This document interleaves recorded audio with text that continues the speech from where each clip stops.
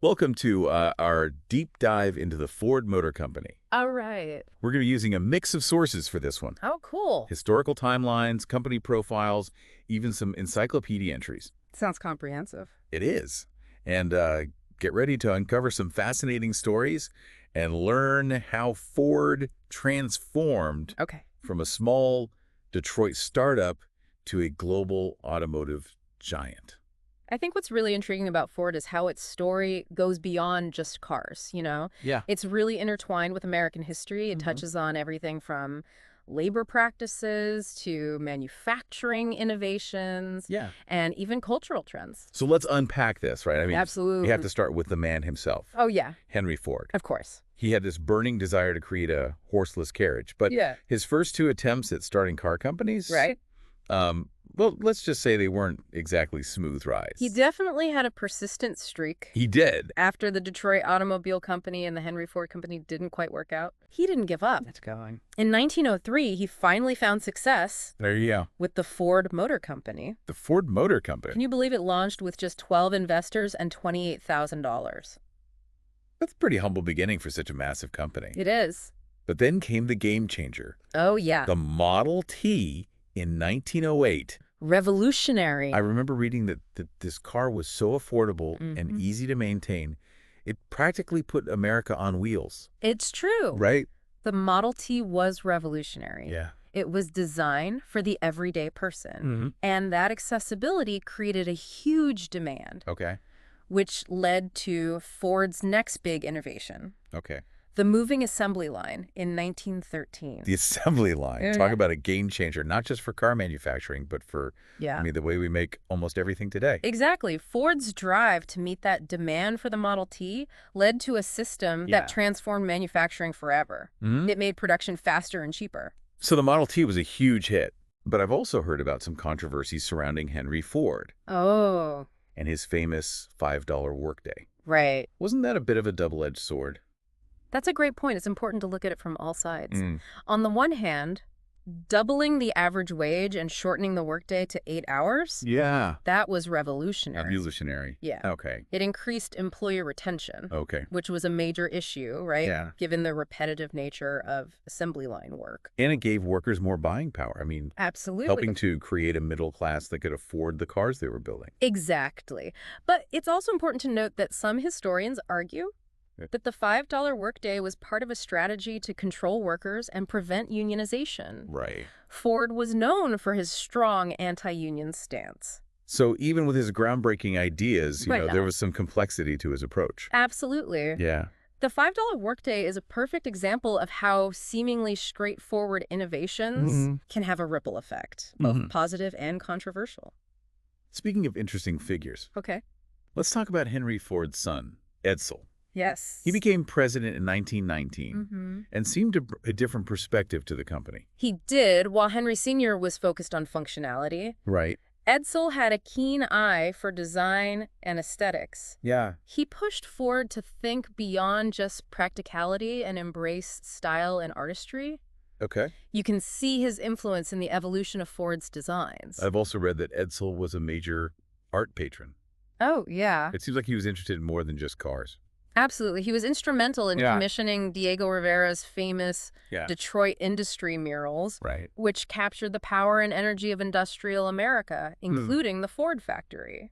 Now, we can't talk about Ford's early days without mentioning right. the River Rouge complex. Oh, of course not. This place was practically a city within a city. The scale of the River Rouge complex was absolutely mind-boggling. It was huge. Built in the 1920s. Yeah.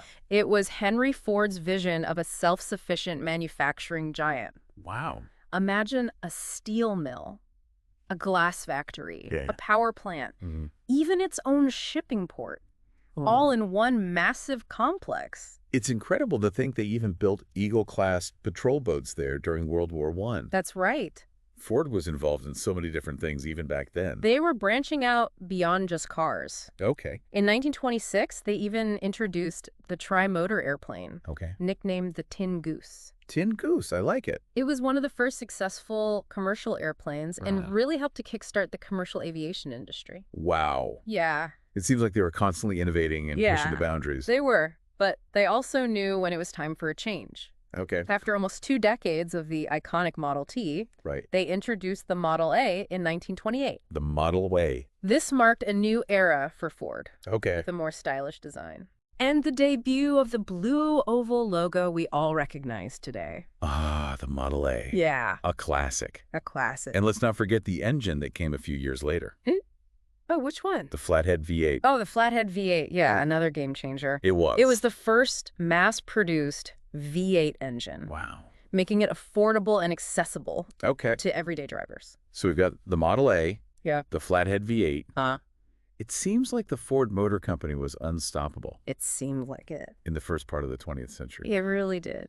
But what about the people building these incredible machines? Right. What was the relationship like between Ford and its workers? Well, that's a complicated story. Okay. We already talked about the $5 workday and its complexities. Right. But despite some positive aspects, Yeah. Henry Ford was fiercely anti-union. Okay. He saw unions as a threat to his control over the company. So even while revolutionizing manufacturing and setting new wage standards, there was this tension with organized labor.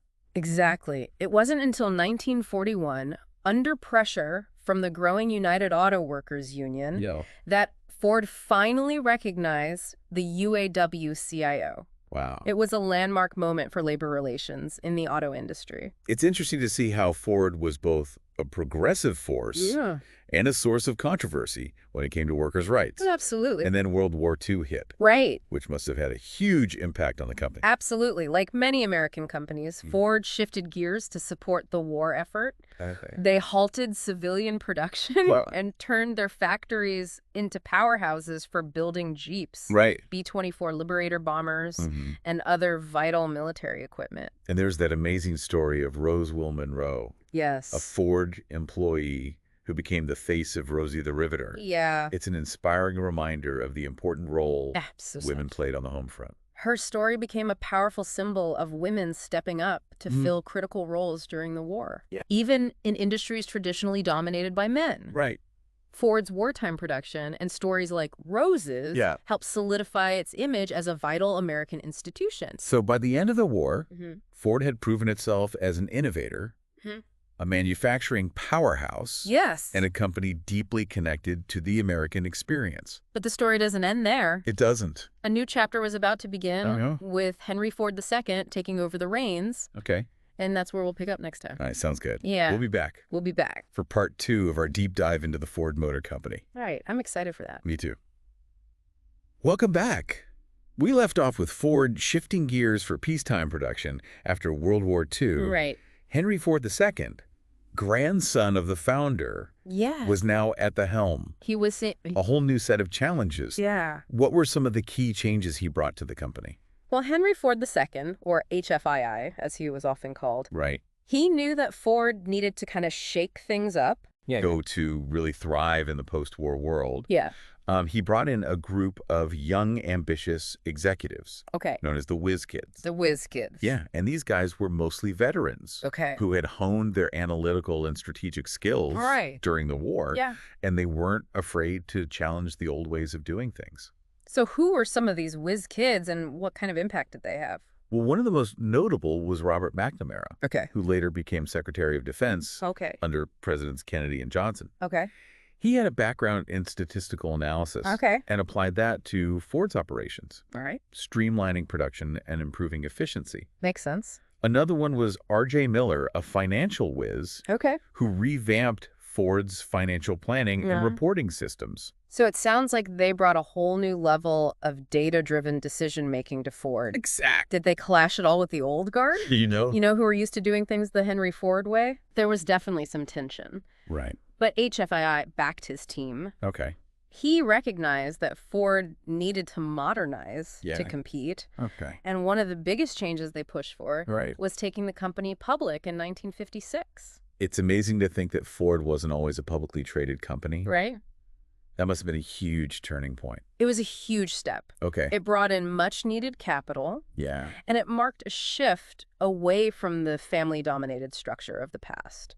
Did this new influx of capital allow them to invest in new models and designs? Absolutely. The post-war era Yeah. was a time of great change and prosperity in America, Man. and consumers were eager for new and exciting cars. They're ready to buy. One of the iconic cars that emerged from this period was the Thunderbird in 1955. Ah, the T-Bird. Yeah. I remember seeing pictures of those classic models Yeah. with their porthole windows. Yeah.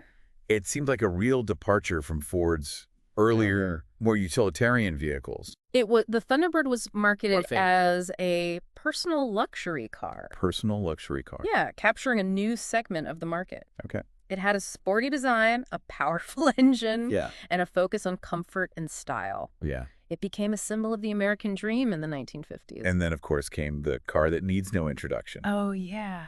the Mustang. The Mustang. It's hard to believe it debuted way back in 1964. The Mustang was a phenomenon. Yeah. It perfectly captured the youthful energy and optimism of the 1960s.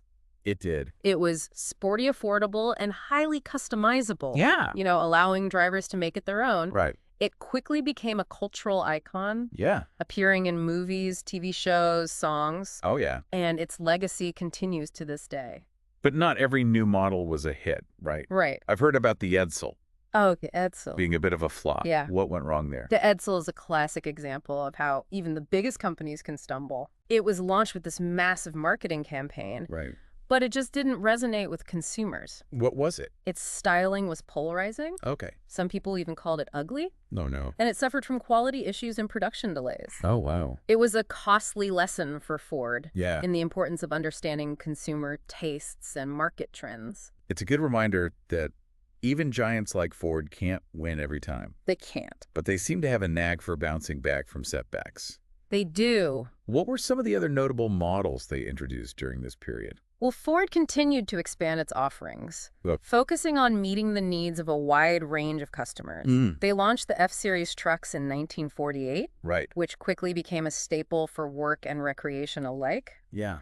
Then came the Taurus in 1986. The Taurus. Yeah, a sleek sedan that aimed to challenge the dominance of Japanese imports. Right. And in 1990, they introduced the Explorer, Right. a rugged SUV that capitalized on the growing popularity of that segment. It sounds like Ford was really hitting its stride in terms of understanding their changing tastes of American consumers. Yeah, I think so. But I know safety also became a major focus for the auto industry during this time. It did. What role did Ford play in those developments? Ford was a pioneer in safety innovation Okay. way back in 1956. Yeah. They began conducting crash tests Interesting. to study the effects of collisions and improve vehicle safety. Wow. And in 1967, Yeah. they introduced the three-point seatbelt. The three-point seatbelt, Yeah. which became a standard safety feature across the industry, It did. saving countless lives. It's incredible how something we take for granted today Yeah. was once a groundbreaking innovation. Right. It's a testament to Ford's commitment to not just building cars, Right. but making them safer for everyone. So we've got the Whiz Kids, the public offering, Yeah.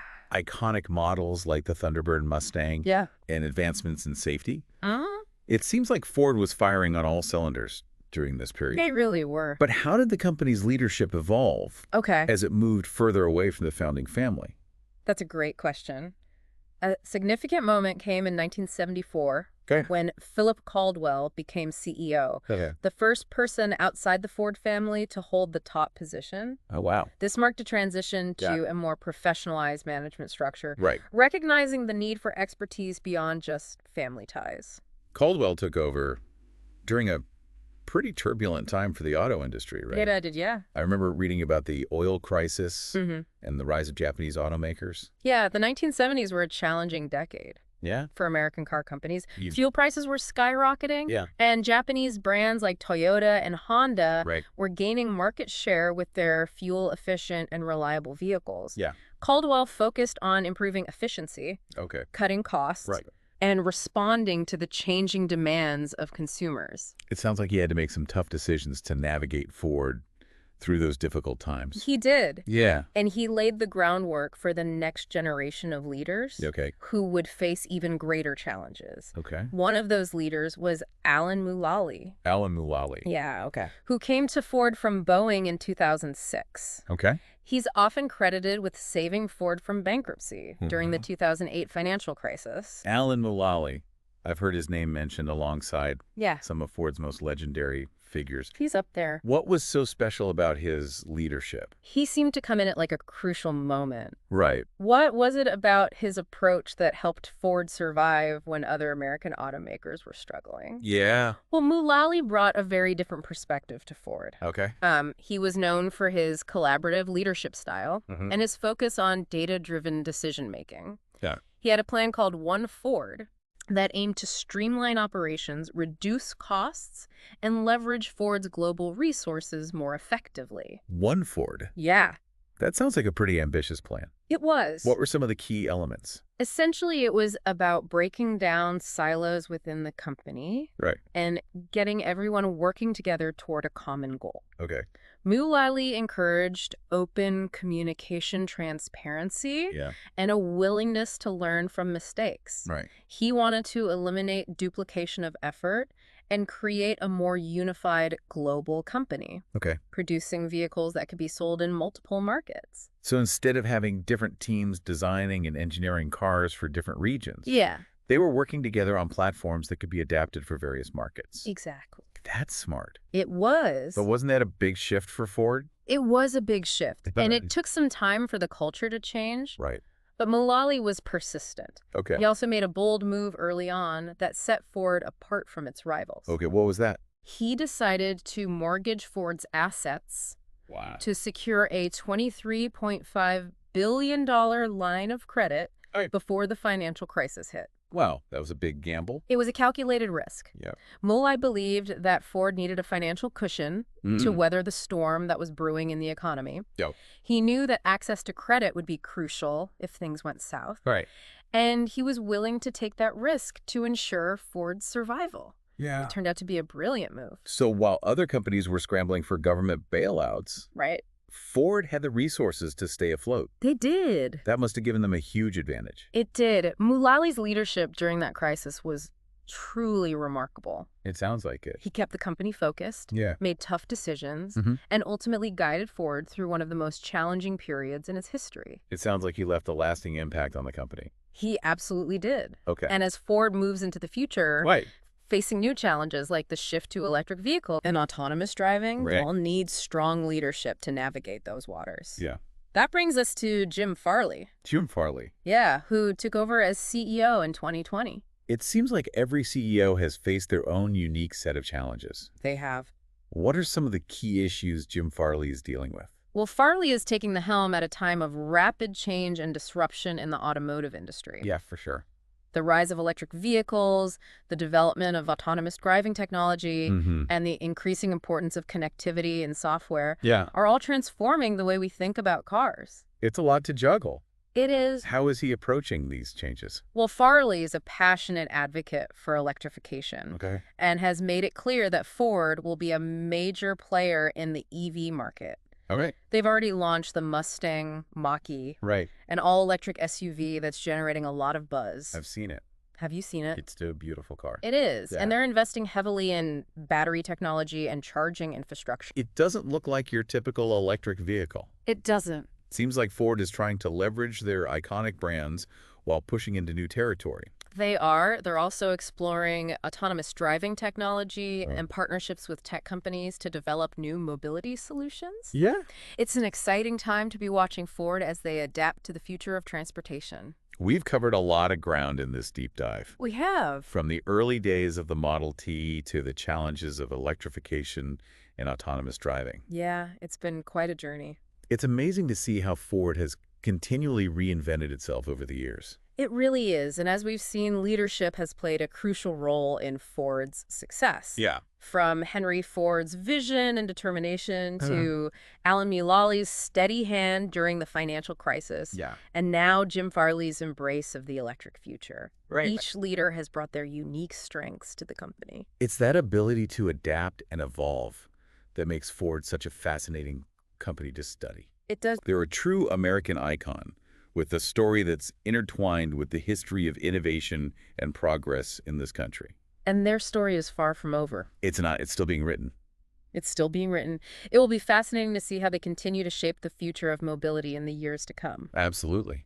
If you're interested in learning more, highly recommend checking out Ford's online Heritage Vault. Oh, yeah, I've seen that. They have a treasure trove of archival materials, photos, and stories that provide a glimpse into their remarkable journey. It's a great resource for anyone who wants to delve deeper into Ford's history. It is. Well, it's been a real pleasure exploring this topic with you. It has been for me, too. I think we both learned a lot. I think we did. And for our listener, I have one final thought. Okay. As you go about your day, keep an eye out for Ford vehicles. Okay.